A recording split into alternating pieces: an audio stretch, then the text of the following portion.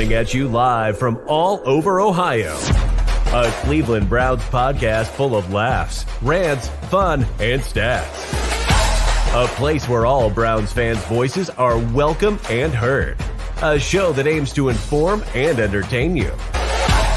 Ladies and gentlemen, welcome to the Barking Browns Show.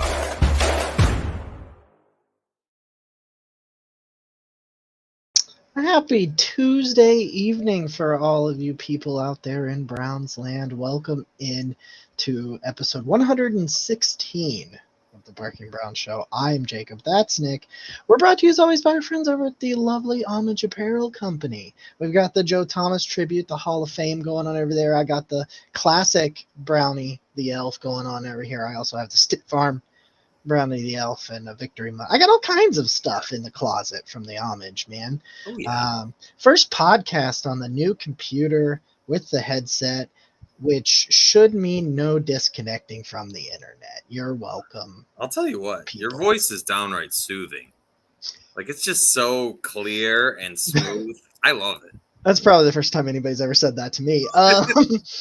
It's because I'm not yelling. As soon as it starts getting high-pitched, you're going to be like, oh, my God, I wish I couldn't understand what he was saying. So check out our friends over at Homage Apparel, link in the description down below. We have a member of our family that is hospitalized with cancer right now, fighting, and there is a collection going on, a GoFundMe. Tyler's mother-in-law, who is just a joy to be around from everything that I've been told about her.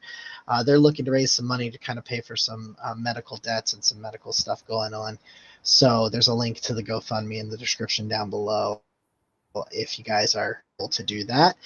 Otherwise, Nick, how are we this final preseason Tuesday of the year?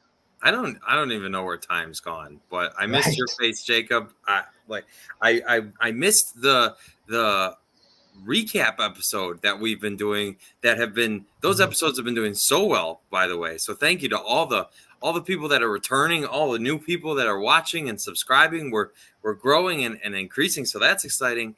I was in Philadelphia this weekend. I had high hopes initially to go to the game, but traffic on the way which wonderful city, by the way. I had a great time. It's very dense, really walker friendly if you're into that. There's all kinds of food and culture. I had cheesesteaks. They were delicious. I actually didn't see as much Eagles gear all around town as I thought I was going to. Like, they're probably all at the stadium, right? Well, yeah. I was there for the week. You know what I'm saying, though? Yeah. I was walking all around, and honestly, I was thinking, I was just like, if the Browns were as good as the Eagles were, everywhere you went, you would see Browns gear up here. But that's neither here nor there. It was exciting to be in that city and be there, and it's exciting to just think that on Saturday, that's the final hurrah, man. All of a sudden, we are breathing down the neck of you, me, and Andy being in Cleveland, Ohio, Muni Lot, for Cleveland Browns Stadium, the whole thing, week 1, Browns, Bengals, Battle of Ohio. But before we get there, we've got all kinds of fun stuff to talk about, Jacob. We do. We got all kinds of things. The meat and potatoes of this episode is the biggest surprises and disappointments of the preseason so far, and I think there's quite a bit on both sides, to be completely honest with you. I think you could go a bunch of different ways with this sort of thing, and so we'll see where we kind of go. We got a bunch of restructuring going on and all of that. I have some notes. Let's see. I'll tell you what the notes say I'm going to talk about. Okay. What am I going to say? This is such a professional show. Really we're going to talk about offensive line play. I've got some offensive line conversations I want to have. Okay. The restructures, of course. Jimmy Haslam, he doesn't deserve a ton of credit for his tenure, but there is something to what he is willing to do pocketbook-wise right now that I think he deserves some credit for. Jakeem Grant, want to talk about him. And I want to talk about Jordan Wilkins a little bit. We're going to get into some of that conversation as we kind of dial this thing up and soft serve a final hoorah at the preseason. So I just wanna lead with some initial thoughts on the preseason game because I know you guys have talked about it a ton. It's been talked about a lot at this point. So just a couple of big ones. There is a handsome co-host who predicted that Mahmoud. I'm working at it. Diabate. Yeah, it's like there's an ah in the middle there. Diabate. Yeah. Still working on it. Gonna get used to it. It's like when we were learning how to pronounce Okarankwo or Owusu Koromoa or that whole thing. Still working on it. But anyway, there's a handsome co-host to my left here that predicted he would make the roster. And I was rewatching the first half of the game before we went live, actually, and saw his safety again. When it happened, I was listening to it on the radio, and that was back-to-back weeks. It was back-to-back weeks of safeties from the Cleveland Browns defense, and it was just more good from Diabate. Yeah, you're right. Diabate. There we go. Diabate. Yep, sorry. Diabate. Okay. And if I'm not mistaken, Diabate is the Browns' leading tackler in this preseason. I'm willing to bet, because he's probably up there in playing time. Yeah, and just a guy that has really made the most of his opportunity. You know, you lost Jacob Phillips, and I feel like the linebacker core was one of the groups that we had a lot of questions of, and it's so exciting whenever you see guys that really seize the day and take the opportunity. I think you're right. I think Diabate is going to make the roster.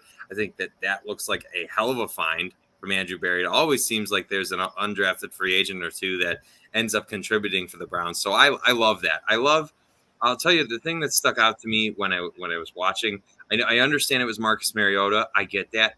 But you just saw the Browns defense creating pressure, having sacks. Mo Hurst had a sack.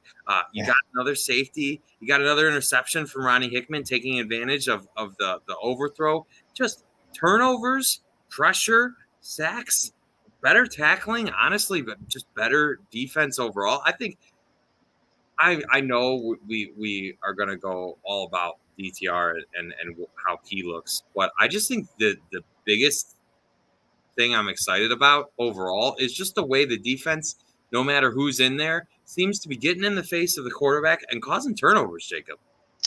We've talked quite a bit this offseason about what it means to hire a guy like Jim Schwartz to put us in that situation where you can be like, hey, here's a very decorated defensive coordinator that has had success just about everywhere he has gone, and it not just be minor success, but significant success. He's been to the pinnacle. He's won it all, and it really feels like everything we've heard about him from players and media that has covered him for a while has at least shown itself a little bit in the preseason, which is, I think it's significant because I feel like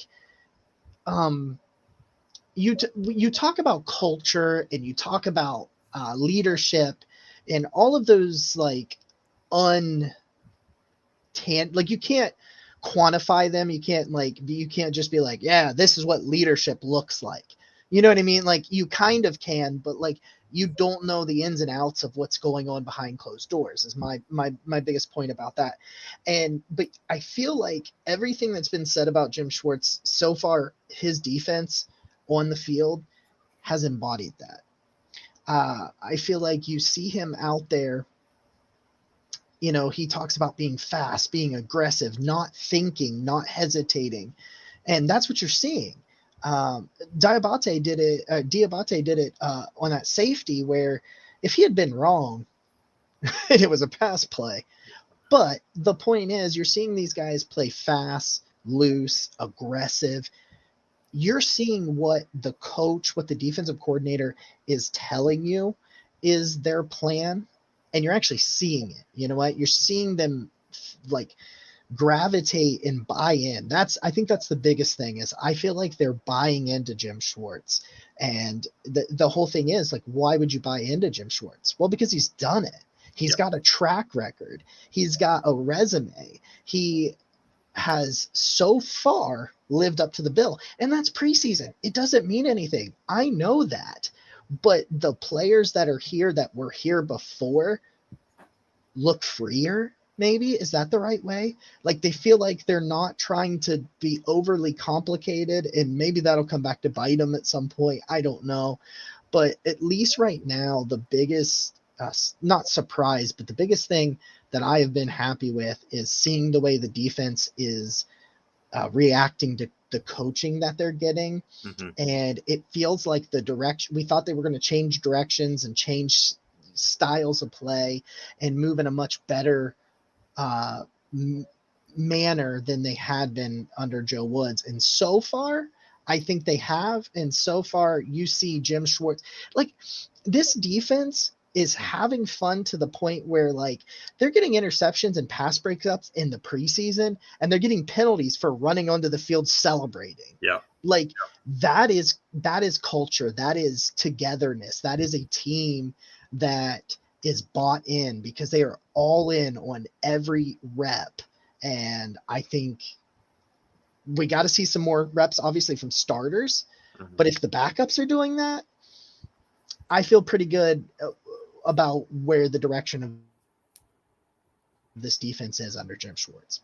I agree. I love the camaraderie from them. I think we've seen a lot of past Browns teams that just didn't look like they were together and had a lot of issues working cohesively. And I'm not blaming that on the players specifically. I think that Joe Woods was unable to adapt to the needs of his players. And I think that's why you still saw those issues even in the final week of the season against the Steelers. So I'm just really excited because you can look at the Browns defense. It's noticeably different. It's noticeably faster.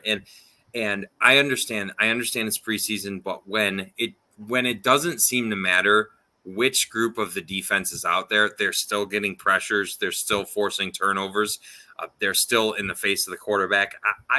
That's really exciting to me. I love that. We desperately, of all the things that could boost the Browns up in this year, having that type of defense that we know the talent's there. I think that's why everyone has been so frustrated with the defense in previous years, is because you can objectively look at the Browns defense and say, hey, this secondary, this cornerback room, that's a really strong unit. And hey, anytime you've got Myles Garrett on defensive line, you're going to be producing a lot of sacks. And so I think we were all frustrated, especially with the turnovers have been very hard to come by in the Joe Woods defense for a number of years now. And just the fact that you're creating as many as they have in this preseason and that it's continuing from game to game is encouraging to me. And so I love that from them. I love what they've done defensively. And I'll say, at least, I don't think I want to tackle that issue yet. So as far as offensively, I was watching Dorian Thompson-Robinson just stay calm under pressure, which is really encouraging for a rookie quarterback to me. Throw these darts down the field. No, he wasn't perfect against the Eagles. He definitely wasn't. There were a couple of passes that I think he wished he had back. But there were so many third and longs that Dorian put his guys in position to convert. And I don't think the final score was indicative of just how well Dorian got them up and down the field. I thought that was really impressive from him. And just the chemistry, I mean, he's displayed a ton with Cedric Tillman, a ton with Austin Watkins. I mean, Austin Watkins, man, I posted this the other day. I'm sorry. There's so much. I'm getting into a little bit. Austin Watkins, I believe, has 263 receiving yards this preseason. Don't quote me on that. It's somewhere right around that. The next closest is Cedric Tillman with 95 receiving yards. No other Brown has over 100 receiving yards. And Austin Watkins just continues. That guy, he's over 6 feet tall. He just seems to catch everything that's thrown his way. We saw another highlight from practice today of Watkins just finding ways to catch the ball, mossing the DB in practice. He's been doing it in the preseason games. And I just think between Austin Watkins, Dorian Thompson-Robinson, and I love Dorian's speed is so evident. Every time he gets into trouble, there was one play where the Eagles tackle, I think it was, I don't know who it was, but the Eagles tackle just got his hand on him. Otherwise, Dorian was gone. There's so much to like about this Browns draft class, and it's really exciting because literally most of last year's Andrew Berry draft class is hurt right now, and so you've got just DeJuan Jones continuing to play well, Luke Whippler continuing to play, Dorian Thompson-Robinson, Cedric Tillman, and I know Austin Watkins wasn't a draft pick, but just and one other one that popped off to me, Demetric Felton's averaging over 5 yards a carry in the preseason. I mean, I thought he showed a lot of shiftiness, and you know what? I want to apologize to him because when we were on this show last week, I said, maybe Demetric's not meant for running in between the tackles. I was watching him do that against the Eagles, and that was definitely something that I'd like to take back because I think Demetric's been impressive. And another guy just making the most of his opportunity. There's a lot to like. I know the final score was a tie. I know that John Kelly fumbled the ball right by the goal line, and there were a couple different offensive series that didn't end up in touchdowns that I thought should have. But I think the final score doesn't indicate just how good Dorian Thompson-Robinson and the offense, that group of the offense, has been. Let's pump the brakes on the Demetric Felton praise. Okay. Ed chiming in. Hey, Hi, what's Ed. up, buddy? How you doing? He wanted saving cap money so that Jimmy could get. Yeah, hey man, I'll take the bling bling. Let's get the bling bling. Yeah, MC. That's actually a good point. How comfortable DTR seems to be in the pocket. That's where I'm at. His poise in the pocket is. I mean, he's played like 5 years of college football. Like, so some people like don't necessarily realize how much football he has played. He should look like that. It's still more than I expected, but like it shouldn't be like a massive shocker. I think just because of where he was drafted, I think. But there are a lot of quarterbacks that were drafted this year, day 2 and day 3, that have looked pretty good in the preseason. Like Aiden O'Connell's tearing it up. That one, Tanner McKee's having pretty good preseason as well. There's been some really interesting quarterback situations, and he's not a rookie, but Ohio University's Nathan Rourke made about the play of the year for Jacksonville, where he spun around out of several tackles and managed to throw a 30-yard touchdown from practically his knees. That was pretty cool. Go look it up. If you haven't seen the Nathan Rourke touchdown, go look it up. Okay. I like Nathan Rourke. His brother's better than him, though. His brother will be donning the green and white of OU this weekend. No, I think, or next weekend. They play next. I don't know. I got to be there next weekend, but that's for work. It's a stupid work. I'll say this about Demetric Felton just because we're on that. Yeah, that was interesting. I'd love to know your thoughts. That dude can't pass block to save his life. Okay. I mean, he's awful. He cannot blitz pick up to save his life. You just need to be serviceable, and he's not that. And because of that, like, listen, I was tooting the Demetric Felton train. I think he had a really good Hall of Fame game. I think he was fine against the Commanders. He was fine again, but the role that he's likely to play. What? I thought she was yelling at me or something. I don't know what's going on. I don't know. But the role that he was trying to play, he needs to be able to pass block. Okay. And right now he can't at all. Like he's not able to do it. And because of that, I'm not really sure where to go with him. I don't see any of the running backs really stepping up right now, and that's kind of a problem. We'll get into that with some Jordan Wilkins talk here in just a little while. But sure. I think I like Felton, but the more I see him pass block, the more I'm like, oh no. Okay. So, Demetric's not the biggest guy, and notably, we'll get into Wilkins talk. Wilkins is bigger, but But I don't think I can leave the offensive talk with asking you, are you in or are you out on Austin Watkins making the roster? I'm in on the best 53 men making the roster. Okay. And I think he's among the best 53. Okay. I've talked about this quite a bit. I've written some stuff on it for Browns Wire. I talked about it on Sports for CLE earlier this afternoon. Busy bee. And some technical difficulties with that too is funny. But he catches everything is the thing. Like that's when you come back to him, he's not like this freak level of athlete. He's a good athlete. Don't get me wrong. He's not like, not an athlete at all, but like, he's not a burner. He's not this freak athlete. He's not as big as Cedric Tillman, like he is big. He's big. If you don't think Austin Watkins is like a bigger wide receiver, then you need to look at it again. He's like 6'2", over 200 pounds. He's a bigger guy. Not quite Cedric Tillman, but so when you look at it, it reminds you just of, I think he's a bigger and a little less athletic Jarvis Landry. Like, and the number is probably what makes me think about it the most. Because you see the number and you're like, oh yeah, But he gets open, he catches the football, and he catches everything. He mossed another guy in practice today, went up and snatched it off the dude's helmet. And I get it. He's not out there facing Denzel and Greg Newsome.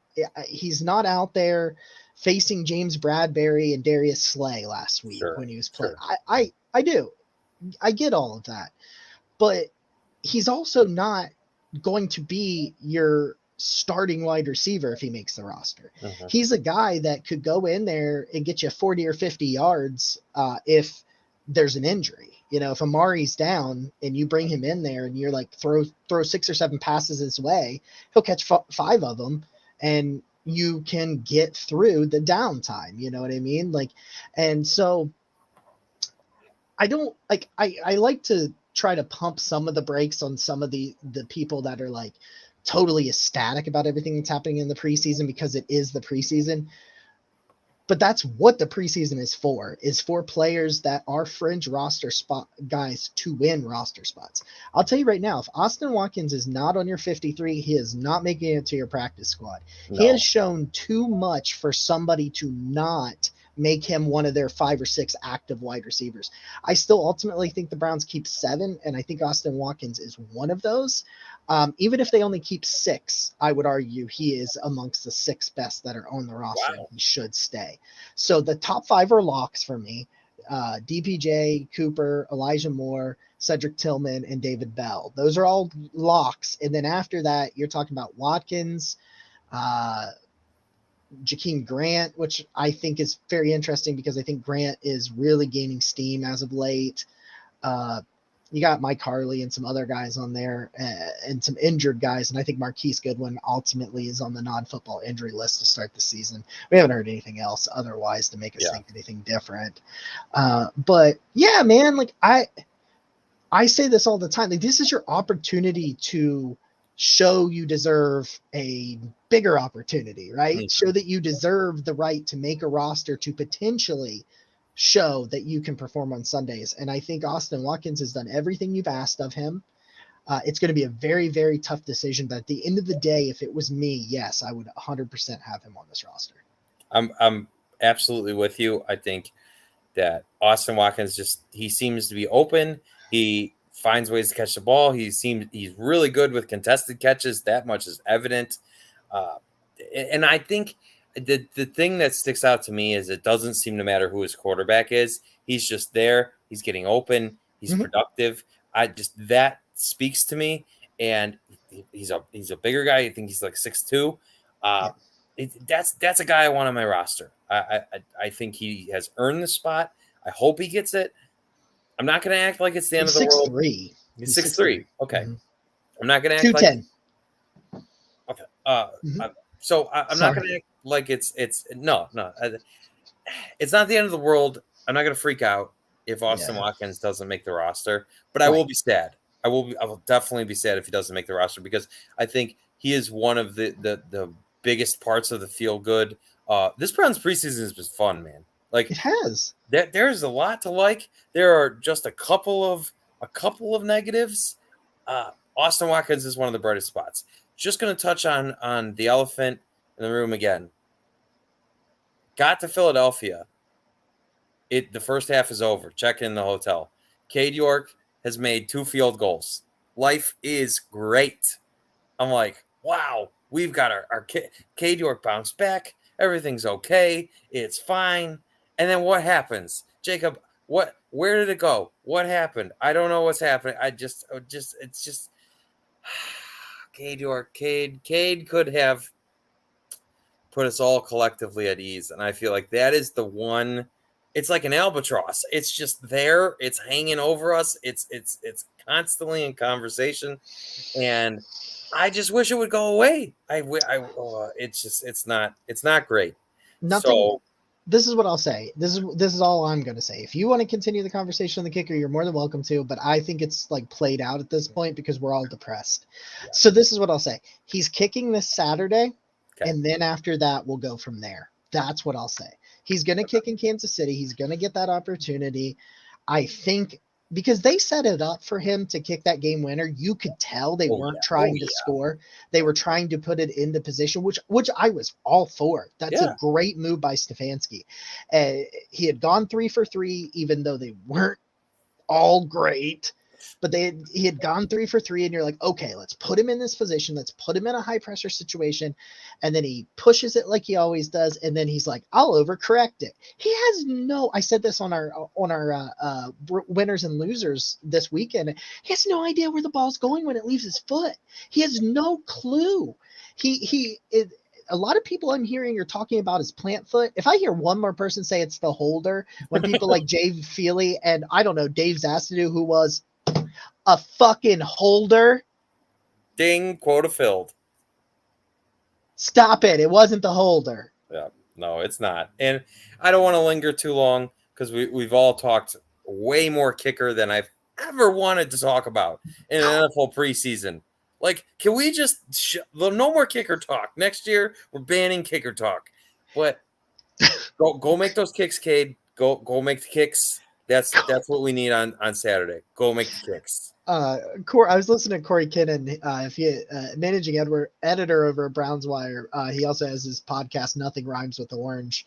And I was listening to his. It's such a great name. Nothing Rhymes with Orange. It's such a great name. It'd be even funnier if you put like Smorge underneath it. But anyway, and he was like, he even named his last episode, I don't want to talk about the kicker anymore. Yep. And that's why I said that when you started the conversation. I was like, yeah, we could have a little conversation, but like, I'm not. I don't. I'm well done. It's played out. You got to acknowledge it. We did make the kicks, Cade. We'll see what happens. Hey, talking about execution, how do you compliment someone who executes a circumcision? Yeah, tell them to keep the tip. All right. The piece of the penis. Okay. Yeah, there it is. And a little bit of offensive line talk. Oh yeah. Hey. Did we get canceled yet? No. I'm just like pushing it. Okay. I want to talk about Luke Whippler and Nick Harris for a second because little center talk. This is the second game in a row that Luke Whippler has taken left guard snaps. He took against the Commanders, I think he had 9. It wasn't anything ridiculous, and I think he did 16 or 17 left guard snaps this week. Played pretty well in both of them, anchored pretty well. Looks definitely not as he's definitely not as polished as a center, not as effective, but you can't really tell for sure if that's just him being out of position or him just playing a different position. Because some people, he may need more reps to do it. Or he might, like Nick Harris. I don't think Nick Harris can play guard, but Luke Whippler, it's very interesting in this situation because so me and you have talked about this, and I've talked about it since Luke Whippler was drafted, that I thought this meant Nick Harris was gone because I thought they are both centers only. Well, now Luke Whippler is kind of performing as a guard, and it makes me think that they do end up keeping 10 offensive linemen. Ooh. And that it is Luke Whippler and Nick Harris. Spicy. Because Nick Harris, and it doesn't even, you know what you could do? You ready for this? Luke Whippler could technically end up being your number 2 center and your number 2 left guard. I don't think he is. I think that Michael Dunn is the number 2 guard, period. But my point is, like, if someone were to go down, whichever one goes down first, he goes in, and then Nick Harris is available. You know what I mean? Mm-hmm. But I don't think that's how it is. I think what it would end up being is, I think that Whippler would be the 3rd guard and the 3rd center. Okay. I think you would be there, and then you would, well, depending on Nick Harris's health, but Nick Harris is starting to look good. He's looking like the old Nick Harris. I think he's really talented. I thought he was really talented last year, was really excited about him. But Whippler showing that he can play relatively well at guard is a really nice surprise, because I didn't think he could play guard at all. I thought he was a center only, which made me think it was him or Harris. I'm starting to lean it's him and Harris. And I think you end up, if I'm doing 10, I'm doing 10 offensive linemen now. This is where, as I sit right here on 822, this is what I think the offensive line room shakes out because of this really nice. This is one of the situations. Hopefully this continues to play out, and I'm wrong about Whippler not being able to play guard, and he can play guard. I hope it continues. I would go Wills, Batonio, Posick, Wyatt Teller, I couldn't think of his name for a second, Jack Conklin, James Hudson, and DeJuan Jones. Those are your 2 tackles. Michael Dunn is a guard and a center. Nick Harris is a center, and then Luke Whippler. Dang. And that's where I would go. So 5 of them on the interior, 6 in the interior, 4 on the exterior. That makes a lot of sense to me. I think if you drafted Whippler, where the Browns did on day 3, and you could get a guy who can play guard and center for you, that's a huge win. So I'm really excited about that, and I think we collectively were excited about Nick Harris at center, and it's that camp injury sucked, because I remember the reports were like, "Oh, Nick Harris, he put on weight. He's looking like he is in great shape to play center," and because we all entered with the expectation last year that Nick Harris was going to be the next starter after the Browns parted ways with J.C. Treader. I feel like that was pretty common, and so if Harris ends up making the right, good for him. I hope so, because that injury sucks. You hate to see that for anybody. You could tell how hard Nick worked to get to that point. So if that could be our 10, I'd love that. I think that's a great position to be in. It also puts you in the position to potentially trade a Michael Dunn. Okay. You could trade a Michael Dunn and get a day 3 pick. Sure.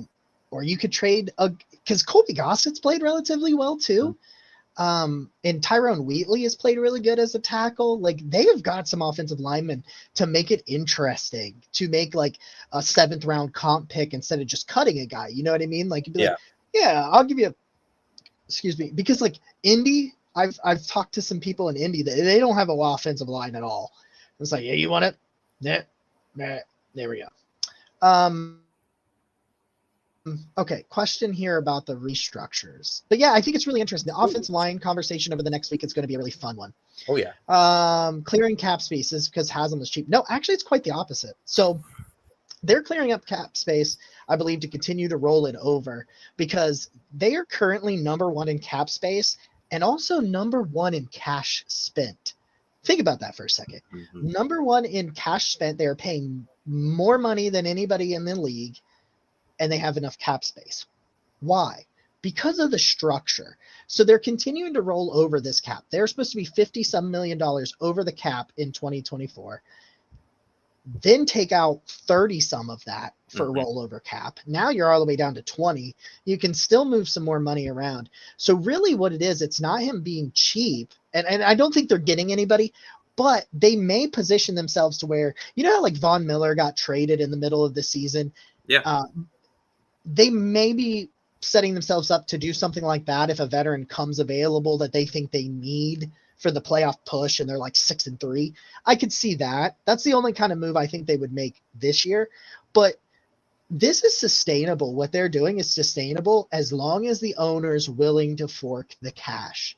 And that's what they have going on here. That's what the Eagles have. That's why the Eagles do the things the way they do. They have owners that are willing to pay out money. And all you have to do, because not everybody has the cash flow, or the owners that are willing, even if the owners have it, are willing to give it. They're structuring this and they're kicking it down the can down the road. And Jack Duffin talks about this all the time, where they're expecting the salary cap to continue to go up. And if it goes up 30 million this year, maybe I don't know what the actual number is, but let's say $10 million is 5% of the cap. Next year, because the cap goes up, it's only 4%. You see what I'm saying? As the cap goes up and you kick some of it down the road and roll it all over, it ends up becoming a smaller portion. And as long as the owner doesn't care about giving out them dollar bills, it's sustainable. And Jimmy, he's a crazy old lunatic, but one thing you can't say, that dude he will open up the checkbook to try to win. It hasn't happened yet, but you can't say that the reason the Browns are not winning is because they have a cheap owner, because that's not true. What they're doing is they're clearing up cap space to make sure that they still have room to continue to pay people and add pieces as they need and build a sustainable winner. I talked a lot about this because when I put it out there that the Browns had the most cap space in the NFL, people were really critical of that. Just they want to yell about the Browns doing anything that's going to be received as positive. But so I was talking to somebody about basically the idea of rollover cap and creating more space and that whole thing. And I was, and I am no cap expert. Jack is that guy. And so, but my understanding is when you convert some of these salaries into bonuses, you're basically paying that money out immediately in order to take it from salary to bonus, and that's what helps create the cap room. Would you say that's reasonably accurate there, Jacob? Yeah, so what it's doing is, like, people are like, oh, that's not creating cap. That's kicking it down the road to where you end up paying more and blah, blah, blah. No, what it's doing is just changing how you give it to them. Yeah. And when you give it to them. So when I explained that, the person responded to me like, well, if it was that simple, every NFL team would do that. And that is what, like, this is not something that the Mike Browns of the world are going to be able to do with their guys, because you're talking about forking over a serious amount of money. And especially when you're doing multiple restructures, right? Like you did Joel Bitonio, then you did Myles Garrett. Today you did David Njoku. Who knows what else they're going to do? But you are putting out a ton of money. You have to have this flow, and not every owner is has this crazy cash flow. Like, yeah, they're billionaires, but like we've seen that here in Cleveland with the Dolan's count. I don't want to that road. Sometimes it's because they can't, and sometimes it's because they just don't want to. Yeah, and so the Browns are able to operate this way, and you're able to pay all these guys and still. I love what they're doing. I think Andrew Berry, in terms of cap management, is one of the best in the NFL and doesn't get nearly the recognition he deserves because the wins haven't followed. And I understand why that is, but I still think objectively, if you're evaluating ability to manage cap, Andrew Berry should be up there with the best of the NFL GMs that are out there. And I love the fact that they are, because in an ideal world, you're going to roll over this money. You're going to be able to take those savings in an extra. And maybe this is the type of money that helps you keep or maybe sign an extension of Nick Chubb, do the money a little bit differently so that you can keep him for another couple of years. Or I'm not sure how this money is going to be allocated, but you're giving yourself flexibility in the future to continue to maintain talent that everybody said the Browns would not be able to keep because of the contract that they signed Deshaun Watson to. Even though any franchise quarterback that plays out the life of their deal is going to get the full amount of money that they signed for, because franchise quarterbacks don't get cut. But that's neither here nor there. The other good side of this is that if something catastrophic, wherever my wood is, here's my wood, were to happen to the Browns, I mean, I'm just saying, if you wanted to afford, I know this is crazy. I get it's crazy, but just to emphasize the point, if the Browns wanted to afford Aaron Donald right now, they could afford him for this year. They could make that work. If the Rams are bad, and because you alluded to this, Jacob, if the Rams are bad, they could take on a guy, a true disruptor.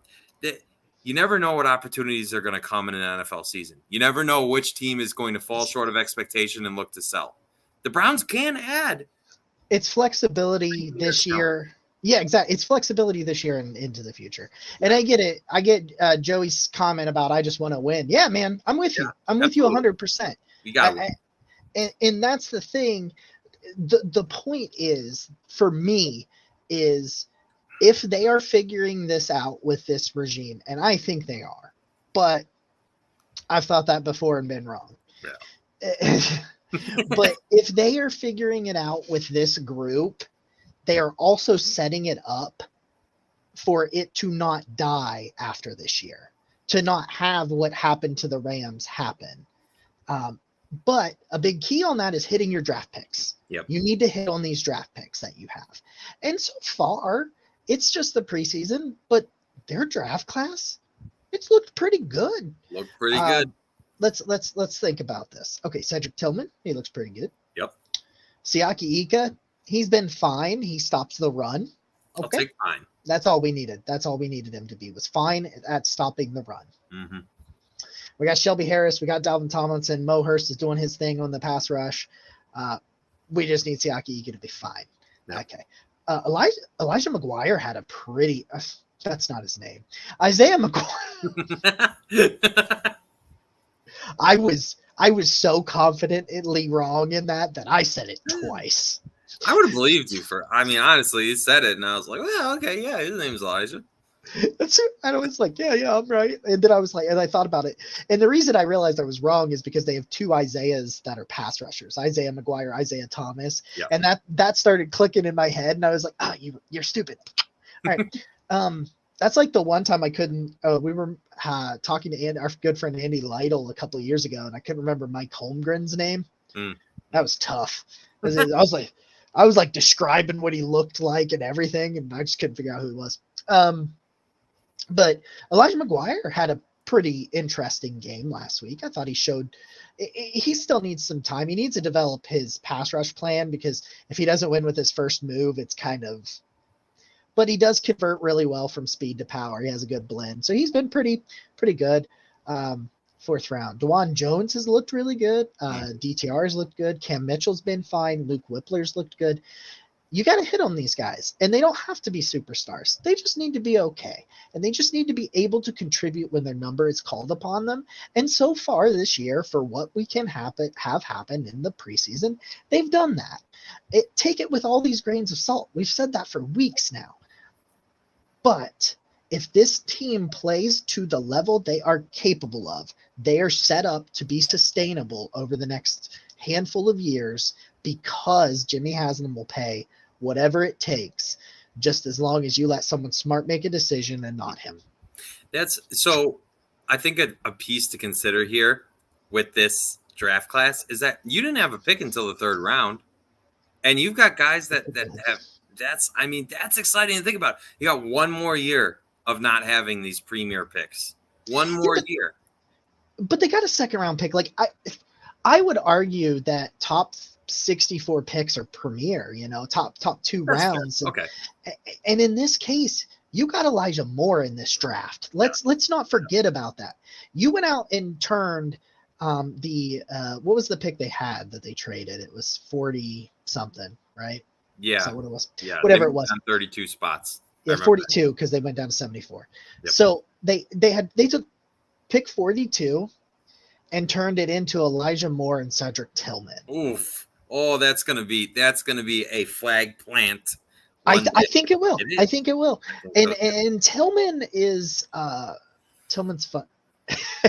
He's so Casey, my good friend Casey. Mike Holmgren looks like Sergeant Taggart from Bedford. He does. I've never heard that comparison, but I'm glad that you put that in my head. And you know what? The previous, so I really was excited about last year's draft class, and they're all just hurt right now, right? Alex Wright's hurt. Isaiah Thomas is hurt. Jerome Ford's hurt. David Bell looks good. David Bell looks good. We'll see about Cade York. Martin Emerson's good. Emerson's good. Okay. So you're starting, I think. Sometimes I forget who got drafted when. You know what I mean? Like there's because they've made so many picks, even though they haven't always been high picks. They've really coveted assets and young players that I'm like, oh wait, that guy got drafted last year. Yeah. And then you're looking and part of you got to, as part of your draft class, you got to say if Diabite and Ronnie Hickman make the roster, you've gotten two undrafted guys that you just found, and you're like, all right, well, we're adding you to like. There's a lot to like about what's going on, and I understand how deeply this hinges on winning, right? Because none of it matters if you're not winning. None of the credit will be doled out, but I still think it's important to separate that, at least when you're discussing these things, and say objectively, was this a good draft class? Did you find talent comparatively? And I think as we sit now, it's obviously early in the process. The answer is yes. Yeah. So like people get mad, they got mad during the offseason that they shut up, stop talking and just win. It's like, well, you can't win. Well, you're not playing games right now. So, but what you can control right now has looked good. Yeah. I'm very excited about Saturday. So excited about Saturday. We're going to see most of the starters for about 20 to 25 snaps is what Kevin Stefanski said. That's it, man. That's the litmus test. Yeah. Because the defense is winning all the time. The offense is winning all the time. I think I shouldn't say all the time. I feel like it's been a real give and take in training camp. And I've talked to some people. I'm not even putting your comment on the screen, MC. I'm not doing it. Oh no, I gotta look. Not doing it. I'm not doing that. As it stands, I think our roster. I'm in a much better spot. Yeah, Jacob's in a pretty good spot this year, so we'll see. We'll see where that goes. And I think we got to name replacements too for Marquise Goodwin and stuff if people go on IR. Yeah. So we need to discuss that. Me and you need to discuss. We'll figure it out closer to the time. Because if I have Goodwin out there and he goes to IR, I'm taking Austin Watkins. Yeah, absolutely. Yeah. You're right, Casey. I do, in fact, ride with 6. Jeremiah Owusu-Koramoah. See, there it is. Was it Casey who was going to provide you with paintballs, or was that MC Lawrence?